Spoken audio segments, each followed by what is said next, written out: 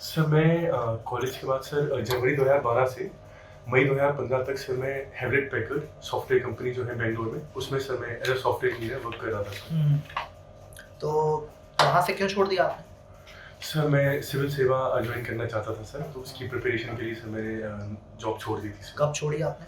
Sir मैं 2015 में sir. 2015 में छोड़ी। Yes sir. अच्छा। और अभी आप उप अधीक्षक यस है सर। ना के तौर पे कार्यरत हैं। Yes sir. अब आपको कौन सी पोस्ट चाहिए?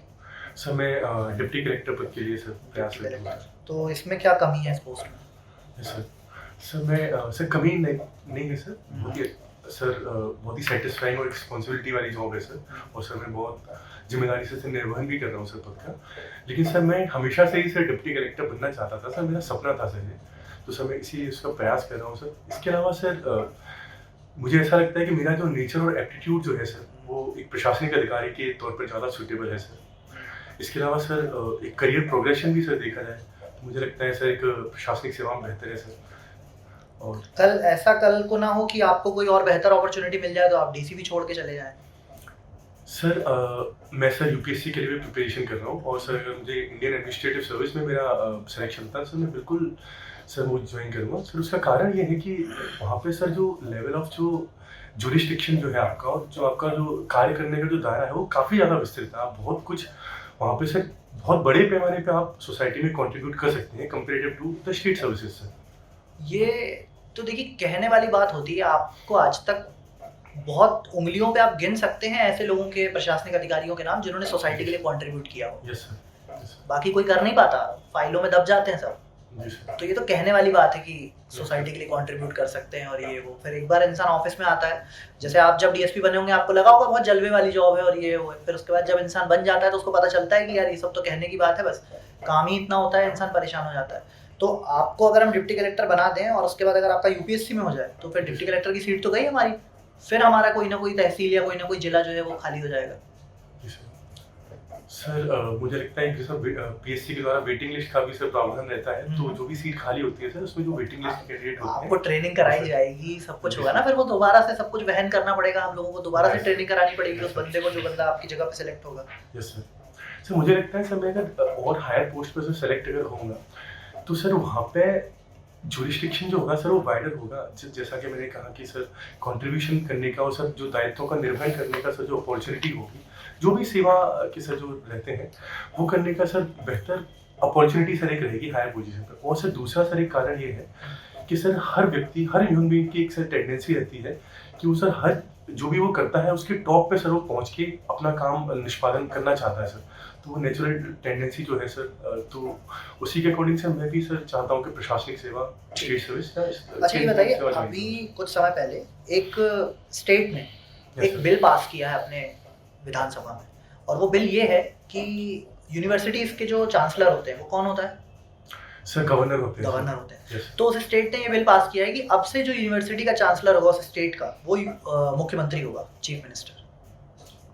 Okay sir. तो आपको पता है इस बारे में कौन सा स्टेट है वो? सर मैंने सुना था बट एग्जैक्टली सर मुझे भी रिकॉल नहीं हो पा रहा है सर। चलिए ठीक है, कुछ हमको कुछ वंदे भारत ट्रेन के बारे में कुछ बताइए। Yes sir. सर ये T18 प्रोजेक्ट के अंतर्गत बनाई जा रही है ट्रेन है सर। ये sir semi high speed train है जो कि सेल्फ प्रोपेल्ड है सर। और सर इसको सर पूरी तरह से भारत में ही निर्मित किया जा रहा है sir, make in India plan के अंतर्गत सर। और सर ऐसी लगभग 200 ट्रेन बनाने का सर प्लान है सर।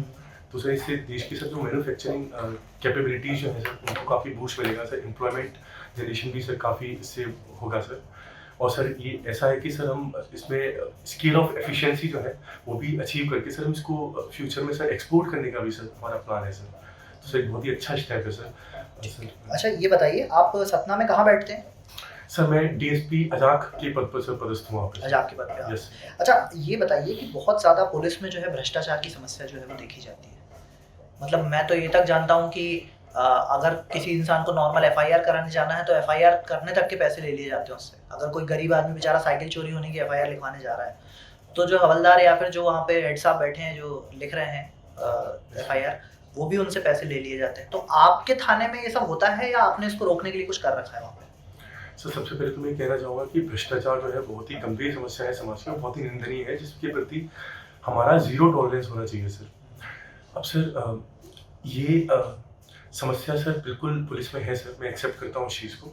सर मेरे थाने में ये ना हो, इसके लिए सर मैंने इंश्योर करने के लिए सर सबसे पहले तो मैंने एक सर वहाँ पे ग्रीवेंस रिडक्शन मैकेनिज्म एस्टेब्लिश करके रखी है सर। सर मैंने एक वहाँ पे पेटी स्थापित करके रखी है, शिकायत पेटी, जिसमें बाहर नोटिस बोर्ड पे लिखा हुआ है कि जो भी व्यक्ति अगर पुलिस की किसी भी सेवा से सर वो परेशानी में है, तो बिल्कुल एनोनिमस रह के सर वो शिकायत बॉक्स में सर वो लेटर डाल सकता है सर। और उसकी सर मैं खुद अपने सामने खुलवाता हूँ, उसकी मॉनिटरिंग करता हूँ सर। एक है। और सर मैं दूसरा, सर मैं हमेशा 24/7 सर मैं अवेलेबल रहता हूँ। मतलब मेरा जो फ़ोन नंबर जो है वो भी सर जिला सतना की सर वेबसाइट पे डिस्प्लेड है, पर्सनल मोबाइल नंबर, जिसपे मैं 24/7 अवेलेबल रहता हूँ शिकायतों को लेने के लिए सर। तीसरा सर मैं समय-समय पे मॉनिटरिंग भी करता रहता हूँ सर क्राइम्स की। अगर कोई शिकायत है तो उस पे एफआईआर दर्ज हुई है या नहीं हुई है, नहीं हुई है तो क्यों नहीं हुई है।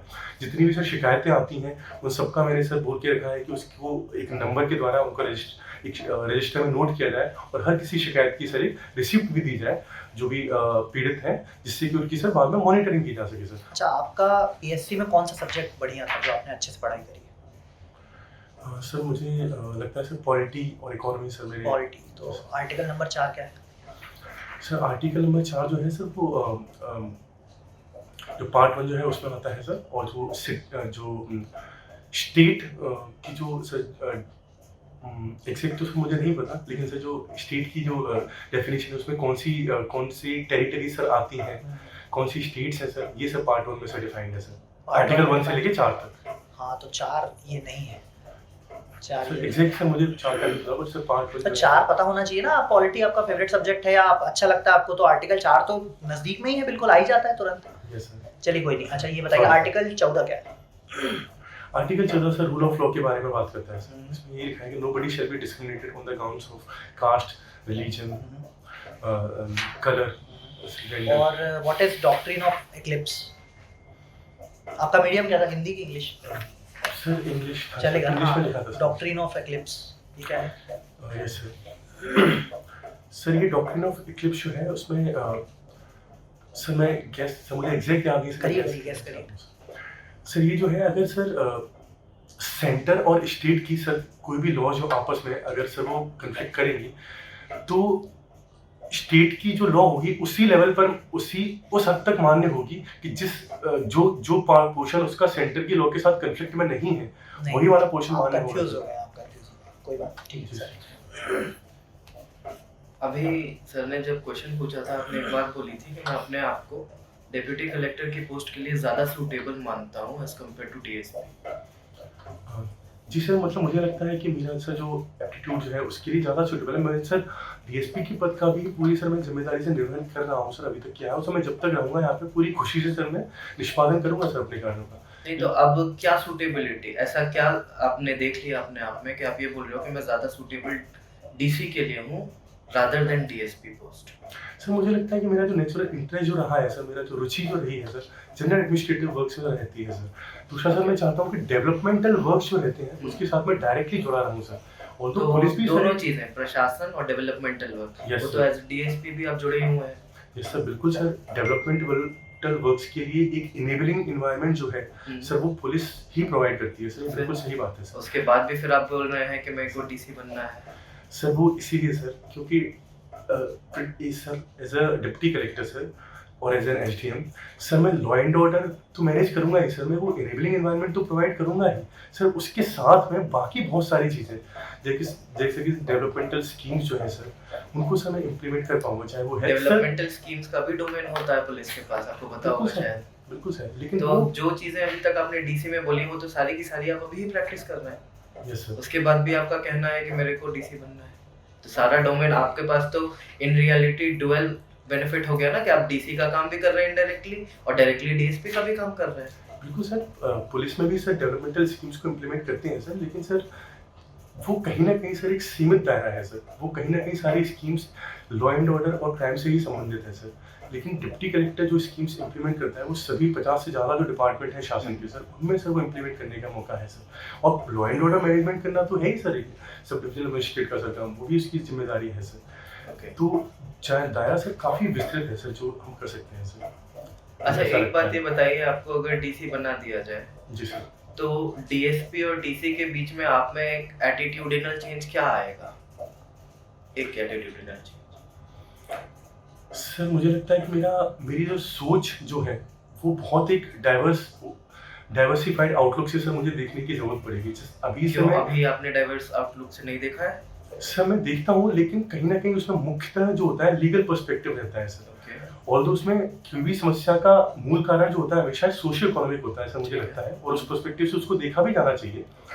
लेकिन सर जो कर्तव्य जो होते हैं डीएसपी के मुख्यतः लीगल पर्सपेक्टिव, लीगल तरीके से उसको सर डील करना होता है। सोशियो इकोनॉमिक पर्सपेक्टिव से सर उसको डील करने का जो मुख्य दायित्व जो है वो सर एक डिप्टी कलेक्टर एसडीएम का ही रहता है सर। मतलब तो आपका मुझे ये ऐसा कहना लगता है। भी आ रहा है बीच में कि एक एथिकल डिलेमास जो रहेंगे यस सर। वो डीएसपी के पास ज्यादा है as compare to DC. Sir मैं कह सकता हूँ सर, क्योंकि डीएसपी सर लीगल जस्टिस तो प्रोवाइड कर सकता है सर, वो उसका मूल काम है। लेकिन सर एसडीएम न सिर्फ लीगल जस्टिस बल्कि sir socio economic justice provide कर सकता है, तभी सर किसी भी पीड़ित को हम सर कंप्लीट न्याय दिलवा सकते हैं अच्छा, सर। ये अभी आपने एक वर्ड यूज किया है socio economic justice, yes sir. और इनको कंबाइन कर दिया जाए कि social justice plus economic justice, yes sir. इसको एक टर्म बोली जाती है। पता है आपको वो टर्म क्या है? सर किसी भी सिटीजन के जो सर मूल अधिकार जो होते हैं। नहीं, सोशल जस्टिस प्लस ये डीपीएसपी जब हम पढ़ते हैं तो डीपीएसपी में एक वर्ड यस आता है, सर, डीपीएसपी जो होते हैं सर तो उसमें एक वर्ड आता है कि भी सोशल जस्टिस है और इकोनॉमिक जस्टिस है, तो इनके कॉम्बिनेशन को भी एक वर्ड बोला जाता है। आपको पता है क्या? सर सॉरी सर, अभी डिस्ट्रीब्यूटिव जस्टिस बोलते हैं उसको। Okay sir, okay thank you sir. अच्छा, एक चीज और है, अभी आपने सर ने जो वंदे भारत की बात करी थी, जी सर। सुधांशु मणि को जानते हैं आप? Sorry sir. ओके, आपने एक वर्ड यूज किया था सेल्फ प्रोपल्शन होता है। यस आपको पता है सेल्फ प्रोपल्शन टेक्नोलॉजी क्या है? Yes sir. सर जो ट्रेडिशनल से जो ट्रेन्स रहती हैं उनमें से जो प्रोपल्शन जो होता है वो सिर्फ इंजन के द्वारा होता है, जो आगे लगा रहता है या पीछे लगा रहता है। इसमें सर हर जो उसका जो कोच जो है उसमें प्रोपल्शन रहेगा सर, हर कोच जो होगा उसमें सर एक तरह से इंजन टाइप का फिट है, जिसमें सर वो ये इंजन है क्या? इंजन सर उसको नहीं बोलेंगे, लेकिन सर वो प्रोपल्शन मैकेनिज्म सर एक फिटेड है, जिसकी वजह से सर सेल्फ प्रोपल्शन वर्ड क्या है? सेल्फ प्रोपल्शन का क्या मतलब है? मतलब जो वहां पे लोको पायलट है उसको कुछ नहीं करना है, एक बटन दबाना है बस, कि उसको ये ऑब्जर्व करना है कि कहाँ मेरे को ब्रेक लगाना है, क्या काम है? सेल्फ प्रोपल्शन का मतलब क्या हुआ यहाँ पे?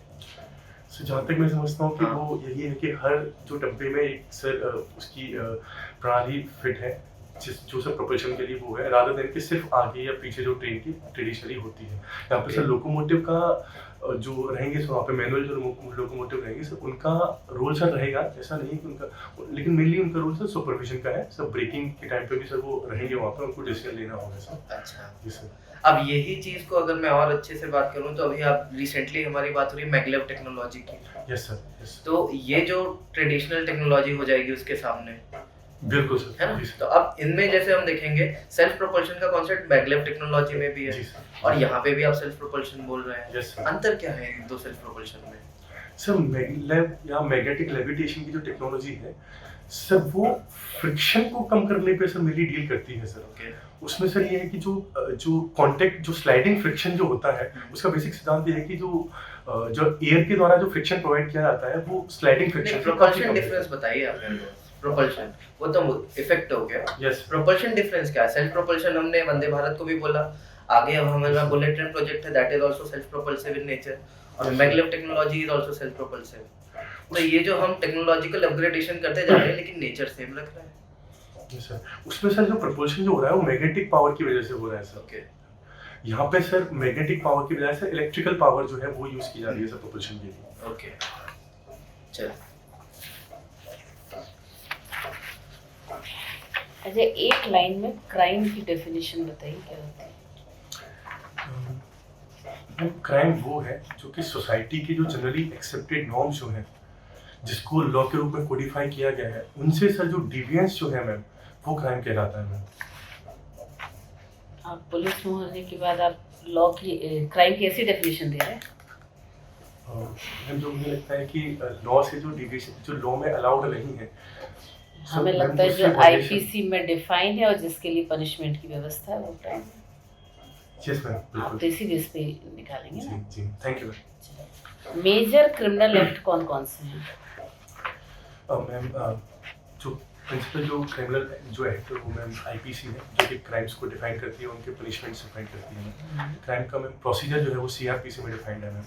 और जो तीसरी जो मेन एक्ट है वो इंडियन एविडेंस एक्ट ऑफ 1872, जो कि मैम उसके लिए जो ट्रायल के लिए जो एविडेंस एडमिसिबल है उसकी बात करती है। अभी तक जब आपकी पोस्टिंग रही तो आपने किस तरह के क्राइम ज़्यादा देखे?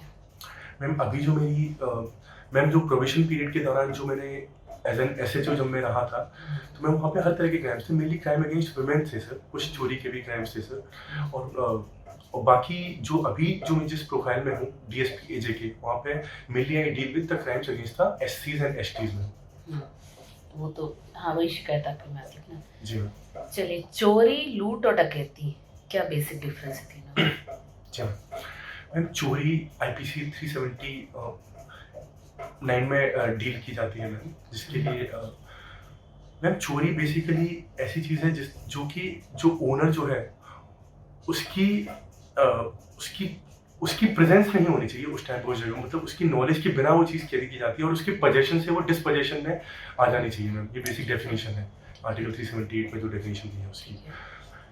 लूट जो है मैम वो आर्टिकल 392 में मैम 391 में उसकी डेफिनेशन है, 392 में उसकी पनिशमेंट दी हुई है, जहाँ पे यूज ऑफ थ्रेट या वायलेंस होना चाहिए ma'am for the disposition of movable property.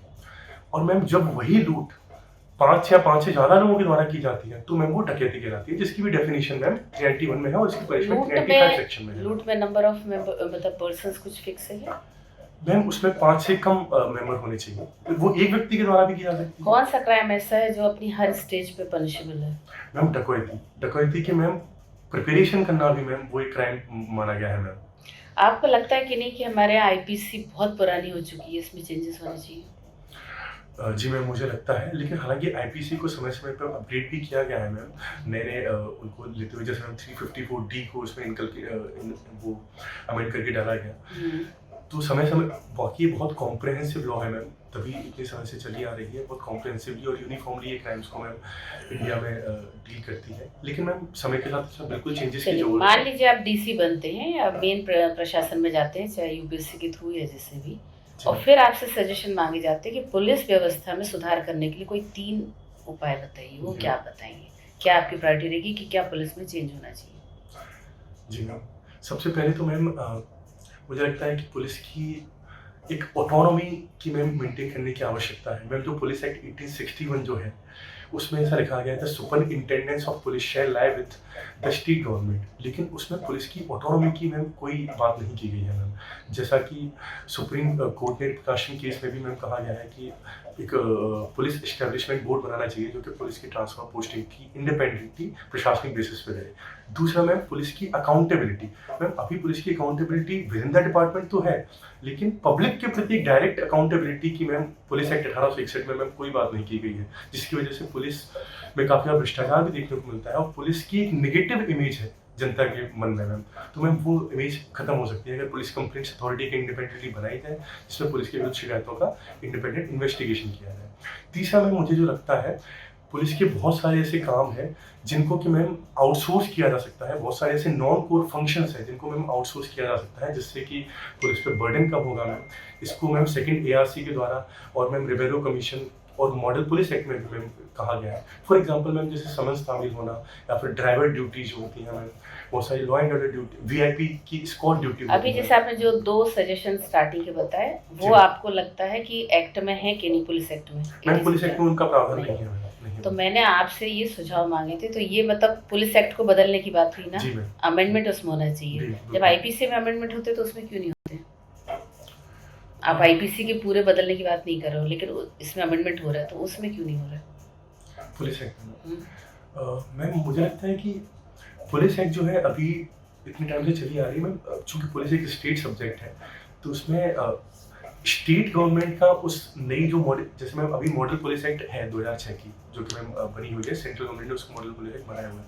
तो ma'am state government is the authority जिसको वो एक्ट अडॉप्ट करनी चाहिए मैम, लेकिन मैम स्टेट गवर्नमेंट्स काफ़ी बार उतनी ज़्यादा पॉलिटिकली विलिंग नहीं होती है। लास्ट क्वेश्चन है ना, मध्य प्रदेश सरकार पुलिस में जो है इनके परिवार के लिए क्या क्या उपाय कर रही है, क्या योजनाएं चला रही है? मैम पुलिस के वेलफेयर के लिए, हाँ, पुलिस वेलफेयर के लिए, फैमिली वेलफेयर, बाकी लोग जैसे क्या चला रही है? जी मैम, कई सारे मैम स्टेप्स लिए जा रहे हैं मैम। जैसा कि मैम सबसे पहले तो जो इंफ्रास्ट्रक्चर जो है रहने का मैम, वो काफ़ी मिशन मोड पे ऐसे क्वार्टर्स का निर्माण किया जा रहा है मैम। दूसरा मैम, हेल्थ फैसिलिटीज़ के लिए जैसे PHPS स्कीम अभी लॉन्च की गई है मैम। तीसरा मैम, सैलरी का भी लगातार रिवीजन किया जा रहा है मैम। चौथा मैम, सोशल सिक्योरिटी मैकेनिज्म भी प्रोवाइड की जा रही है, जिसमें कि इंश्योरेंस अमाउंट को भी मैम बढ़ाया गया है। पाँचवा मैम, कि एक जो वेलफेयर अप्रोच जो है, डीबर्डनिंग ऑफ पुलिस का भी मैम स्टेप लिए जा रहे हैं। जैसे कि मैम पिछली गवर्नमेंट में ये अनाउंस किया गया था कि मैंडेटरी एक वीक में 1 दिन की लीव दी जाएगी सभी पुलिसकर्मियों को। लेकिन दी तो नहीं जा रही। यस मैम, उसका ग्राउंड लेवल पे इम्प्लीमेंटेशन मैम नहीं है, क्योंकि पुलिस फोर्स की कमी है मैम, इसलिए उसका इम्प्लीमेंटेशन नहीं हो पा रहा। तो कहीं ना कहीं में बहुत मासिव लेवल पर रिक्रूटमेंट करने की आवश्यकता है मैम। और दूसरा मैम, टेक्नोलॉजी को अडॉप्ट करना पड़ेगा, जिससे कि कम पुलिस फोर्स के साथ में हम एफिशिएंसी मेंटेन करके रखें। चलिए ठीक है, thank you Ajay. Thank you.